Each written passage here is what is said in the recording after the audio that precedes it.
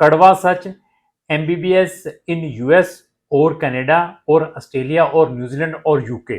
इस वीडियो को स्टार्ट करने से पहले मैं आप सबका स्वागत करता हूं। मेरी तरफ से आप सबको नमन है। तो ऐसा है कि मार्केट के अंदर बहुत सारे गलत कंसल्टेंटों के द्वारा इन 5 कंट्री की एमबीबीएस और बीडीएस को बड़ी इजीली हमारे सोशल मीडिया के ऊपर प्रमोट किया जा रहा है। जस्ट ट्रैप द क्लाइंट कि ट्रैप हम क्लाइंट को किस तरीके से ट्रैप करें, क्योंकि इन कंट्रीज के नाम पर क्लाइंट इजीली कंसल्टेंट को पैसा दे देता है। अगर आप इस वीडियो को देख लेंगे तो आपको इसका ट्रुथ और इसका जो कड़वा सच है उसकी प्रॉपर जानकारी मिल जाएगी। तो हम भी बच्चों को एमबीबीएस और बीडीएस और बहुत सारे मेडिकल प्रोग्राम्स के लिए बहुत सारी कंट्रीज में, फॉरेन कंट्रीज में भेजते हैं। हमारे पास शेंगन की 17 ऐसी कंट्रीज हैं जहां पर आप अपनी ये मेडिसिन की डिग्री, आइदर वो एमबीबीएस है और बीडीएस है, इंग्लिश मीडियम में कर सकते हैं। वो कौन सी 17 कंट्रीज हैं उसका लिंक भी मैंने डिस्क्रिप्शन बॉक्स में पीडीएफ फाइल के में लगाया हुआ है। वहां जाकर हमारी ये 17 कंट्रीज की इंफॉर्मेशन ले सकते हैं।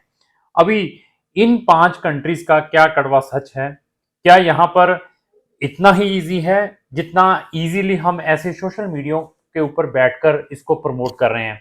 तो ऐसा है कि मेरे पास कोई भी स्टूडेंट है, कोई भी पेरेंट्स है, वो बहुत इजीली कहता है कि मैंने अपनी एमबीबीएस और बीडीएस की डिग्री यूके से करनी है। वो क्यों कहता है? क्योंकि मार्केट के अंदर इस सोशल मीडिया ने ऐसी तैसी फेरी हुई है और गलत कंसल्टेंट गलत स्टेटमेंट देकर बच्चों को मीठी मीठी बातें बताकर, मीठी मीठी चीजें सुनाकर उससे केस लेने की कोशिश करते हैं, उसके से हम कैसे 15, 20, 50 या लाख रुपया निकाल लें। तो ऐसा है कि अगर आपने इन कंट्रीज में अपनी डिग्री करनी है तो सबसे पहले मैं आपको ये बता दूं, यूके को छोड़ के, कि आपकी जो मेडिसिन की डिग्री है 4 ईयर की है, वो भी आफ्टर बैचलर के बाद। तो बैचलर के बाद यहां पर आप अपनी 4 ईयर की मेडिसिन की डिग्री कर सकते हैं। तो अभी क्वेश्चन आता है कि सर उसकी एलिजिबिलिटी रिक्वायरमेंट क्या है, ट्यूशन फीसेस क्या है, तो उसके बारे में भी बताया जाए। तो मिनिमम फीस 1 साल की 50 लाख रुपए की है इन कंट्री में। अभी आपने 4 साल की अगर ये मेडिसिन की डिग्री करनी है, आफ्टर बैचलर ही एडमिशन ले सकते हैं। पहले तो ये देखिए कि आपके पास 2 करोड़ का जस्ट फॉर ट्यूशन फीस का बजट है या नहीं है। पहले सबसे पहले ये देखिए, अगर आपके पास बजट है फिर वहां के लिविंग एक्सपेंसेस को माइंड में लेकर चलना है। उसके अलावा अभी क्या आपने चेक करना है कि क्या वहां पर एडमिशन लेना इस मेडिसिन डिग्री में इजी है या नहीं है।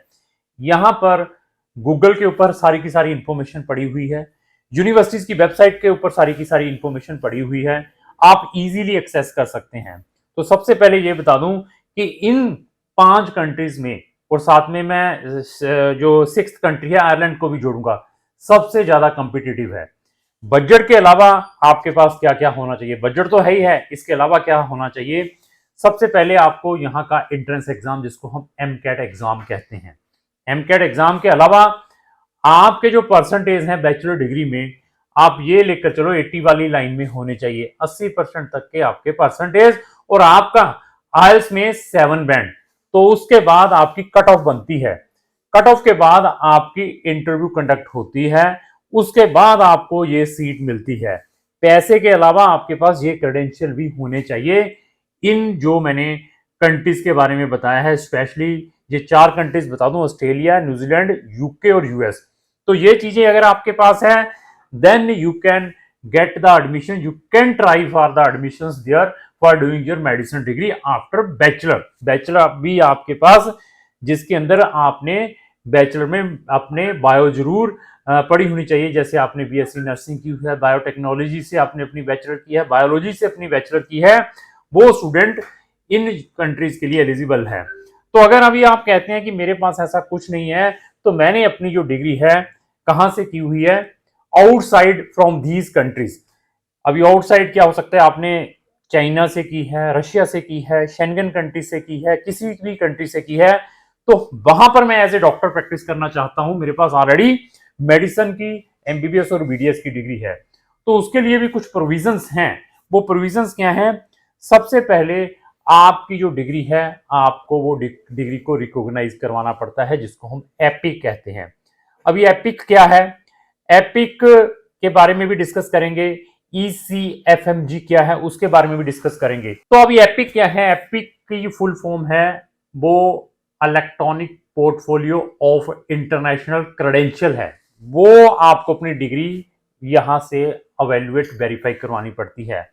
ये जो एपिक है वो क्या चेक करती है, वो आपकी डिग्री को चेक करती है वेदर वो ओरिजिनल है, तो आपके इंटर्नशिप को चेक करती है वेदर आपने जो इंटर्नशिप की है वो ओरिजिनल है। उसके बाद आपकी आइडेंटिटी को चेक करती है वेदर आपकी आइडेंटिटी ओरिजिनल है। उसके बाद आपकी इंटर्नशिप को चेक करती है वेदर वो ओरिजिनल है। ये आपके लिए लाइफ टाइम का वैलिड डॉक्यूमेंट हो जाता है एपिक। अगर आपने एपिक की 5 सर्विसेज लेनी है तो हम एपिक भी बच्चों के क्रेडेंशियल्स को करवा कर देते हैं, उसकी सर्विस भी ले सकते हैं। तो एपिक का ही सब्स्टिट्यूट ECFMG है, जिसको हम education commission for foreign medical graduates कहते हैं, जो कि यूएसए की एजेंसी है। वहां से भी बच्चों के डॉक्यूमेंट रिकॉग्नाइज करवा कर देते हैं। इधर आपने एपिक करवाया हुआ है या आपने ECFMG करवाया हुआ है, तो आपकी डिग्री वर्ल्ड वाइड कंट्रीज में एक्सेप्टेबल है विदाउट एनी चैलेंज। तो ये चीजें भी आप हमसे करवा सकते हैं, ये भी पार्ट में हम सर्विस देते हैं। तो सबसे पहले इसको करवाने के बाद फिर आपको उन रिस्पेक्टिव कंट्रीज के जो एग्जाम वो देने पड़ते हैं, मेडिकल एग्जाम्स। जैसे मैं ऑस्ट्रेलिया का कहूं AMC जिसको हम ऑस्ट्रेलियन मेडिकल काउंसिल कहते हैं, उनके एग्जाम आपको क्लियर करने पड़ते हैं। उस एग्जाम में बैठने के लिए सबसे पहले आपके पास एपिक होना चाहिए, फिर आपके पास आयल्स आपके 7.5, फिर बाद में आपको वो एग्जाम क्लियर करना पड़ेगा। इसी तरीके से न्यूजीलैंड में भी, न्यूजीलैंड का भी वो मेडिकल कमीशन है, मेडिकल एग्जाम होता है जिसको हम NZREX कहते हैं। ये एग्जाम आपको क्लियर करना पड़ेगा, तो उसके बाद आप as a full fledge doctor in 2 respective countries के बन सकते हैं। इसी तरीके से अगर आपने यूएस में या आपने कनाडा में एज ए प्रैक्टिस करनी है एज ए डॉक्टर, तो अगर आपने अपना एपिक या ECFMG करवाई हुई है तो उसके बाद आपको USMLE step 1 step 2 step 3 clear करने पड़ेंगे। तब वहां पर आप as a full fledge doctor बन पाएंगे जिन्होंने अपनी मेडिसिन की डिग्री अनदर कंट्री से की हुई है। तो कनाडा के अंदर भी उनका कैनेडियन मेडिकल काउंसिल है, तो उसका आपको एग्जाम देना पड़ेगा। तो कनाडा के बाद हम यूके की बात करते हैं और आयरलैंड की बात करते हैं। तो यूके में आपकी जो मेडिसिन की डिग्री है आफ्टर 12th 5 ईयर की है। तो 5 ईयर में एडमिशन लेने के लिए बजट फिर बता दिया 50 लाख रुपया मिनिमम साल का। तो मींस अगर आपके पास 2.5 करोड़ ट्यूशन फीसेस के पैसे हैं तब ही आप ये डिग्री में एडमिशन के लिए अप्लाई कर सकते हैं। अप्लाई के लिए क्या है कि आपके जो परसेंटेज हैं 80% मिनिमम है, कुछ यूनिवर्सिटीज एक्सेप्ट करती हैं, तो जितने ज्यादा हैं उतना ज्यादा बेनिफिट है। और आपके आयल्स भी 6.5 और 7 बैंड मांगते हैं, और साथ में यूकैट और बीमेट एग्जाम को भी आपको क्लियर करना पड़ता है, then you can get the admissions there. तो बहुत सारे गलत एजेंट्स आपको बताते हैं कि हम आपको मेडिसिन डिग्री के लिए वहां भेजेंगे, वहां की मेडिकल डिग्री करने के बाद आप इंडिया में आकर इजीली प्रैक्टिस करेंगे। तो अगर आपने मेडिसिन की डिग्री इन कंट्री से कर ली तो इंडिया में आपने क्या करने के लिए आना है? तो आपके लिए तो वहां पर ही लाखों रुपए हैं, करोड़ों रुपए हैं, साल के आप कमा सकते हैं। तो why you will come to India? ऐसे झांसों से बचें। तो अगर आपकी डेस्टिनेशन इवन इन कंट्रीज में है, मैंने ये कॉम्पिटेटिव बता दिया, तो हमें आप हमें एटलीस्ट 1 साल से लेकर 2 साल पहले संपर्क करना पड़ेगा, क्योंकि इसके अंदर बहुत सारी फॉर्मेलिटीज हैं। जो इनका यूकैट बीमेट एग्जाम है वो 1 साल पहले होता है, 1 साल के लिए वैलिड रहता है। तो ये सारी चीजों को हमें चेक करना पड़ता है, कौन सी यूनिवर्सिटी यूकैट एक्सेप्ट करती है, कौन सी बीमेट एक्सेप्ट करती हैं। आपने ऑलरेडी बीएससी की हुई है, एमकैट कौन सी यूनिवर्सिटी एक्सेप्ट करती हैं, आपके पास आयल्स है, आपके परसेंटेज है या नहीं है। इन सब चीजों को अवेल्युएट करने के बाद आपके फंड चेक किए जाते हैं, आपकी प्रीवियस ट्रैवल हिस्ट्री को भी चेक किया जाता है, आपके क्रिमिनल रिकॉर्ड्स को भी चेक किया जाता है, क्योंकि केस लेने के बाद और आपका सारा चीजें एनालाइज करने के बाद ही हम केस को प्रोसेस करते हैं। मे बी आपका बजट कम हो, मे बी आपके परसेंटेज कम हो, मे बी आपका आई स्कोर ना आ पाए, मे बी आपके अगेंस्ट कोई क्रिमिनल केस हो, तो बहुत सारी कंट्रीज में आपको पीसीसी भी प्रोवाइड करनी पड़ती है। मे बी आपको कोई मेडिकल डिसीज हो ऐसा, उसको भी हमें चेक करना पड़ता है। There after we are deciding कि आपका केस हमें लेना चाहिए या नहीं लेना चाहिए। हमारे पास कुछ ऐसी भी कंट्रीज हैं, अगर आप उन कंट्रीज से अपनी एमबीबीएस की डिग्री कर सकते हैं तो उन कंट्रीज की कुछ कंट्री के साथ रेसिप्रोकल्स हैं।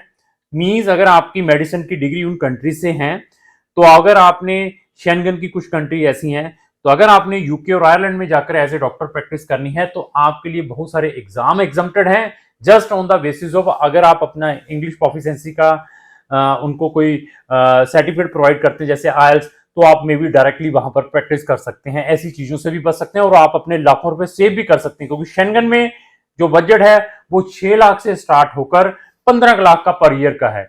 इन चीजों को एनालाइज करना है, उन झूठे गलत एजेंट से बचें जो मीठी मीठी बातें करके छोटी छोटी वीडियो डाल के आपको मोटिवेट करके ट्रैप में लेने की कोशिश करते हैं। किसी को भी केस देने से पहले ऐसा नॉलेज जरूर चेक करें जो कि मैंने इस वीडियो के अंदर डिस्कस किया है, तब जाकर आप अपनी जो भी है केस को उस कंसल्टेंट को हैंड ओवर करें। मीठी बातों से बचें, प्रैक्टिकल होने की कोशिश करें, क्योंकि आप पढ़े लिखे हैं, आपने डॉक्टर बनना है। ये नहीं है कि आपने डॉक्टर बनना है मीठी मीठी बातों में आकर आप रशिया चाइना जैसी कंट्री में जाकर अपने टाइम और मनी वेस्ट करें। हाँ, आपने जाना भी है तो कहां पर जाना चाहिए, अगर आपका बजट कम भी है उसमें भी हम आपको गाइड कर सकते हैं। तो लास्ट ही मेरी यही रिक्वेस्ट है कि अगर आपको जो मेरी वीडियो अच्छी लगी इसको लाइक एंड शेयर करना ना भूलें। Thank you.